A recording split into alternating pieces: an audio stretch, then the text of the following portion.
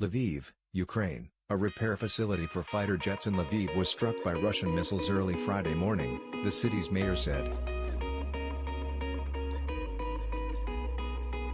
The strike on the Lviv state aircraft repair plant was the closest yet to the western city of Lviv, which has served as a relative safe haven since Russia's invasion of Ukraine began last month.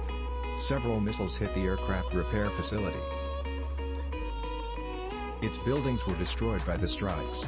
Active work at the plant had been stopped in time, so as of yet, there are no casualties, said Mayor Andrei Lviv.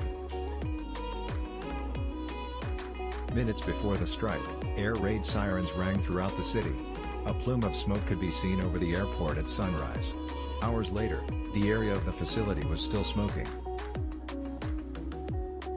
Authorities said that Russia had launched 6 cruise missiles at the facility, 2 of which were intercepted by Ukrainian defense forces. The missiles, which were fired from the Black Sea area, were partially shot down. But 4 of them hit the aircraft repair plant, said Maxim Kozitsky, the head of Lviv's military administration. An archived version of Lviv State Aircraft Repair Plant website describes it as Ukraine's leading aircraft maintenance company. Operated by the Ukrainian state-owned defense company Ukroboronprom, the facility primarily services MiG-29s, the Soviet-made fighter jet used by Ukraine's Air Force. Friday's strike was just over 4 miles from Lviv's city center, by far the closest the war has come to the western city. The facility sits on the edge of the Daniel Haitsky International Airport, the civilian airport in Lviv.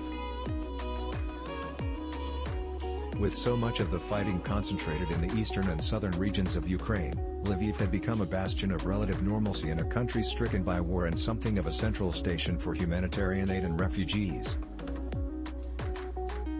The prospect of the violence coming here, too, is terrifying, residents of the area told NPR.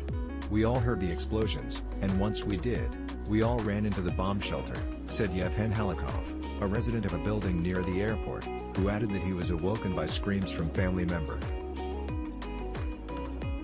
Still, he had no plans to move, he said as he pushed his grandson on a swing set a few hours after the strike.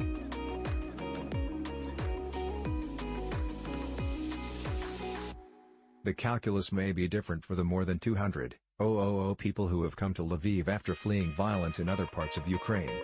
We left Kyiv because it got very hot there, so we came here instead. But it's obvious now that we can't stay here, because we don't know what will be next, said a woman who gave her name only as Diana.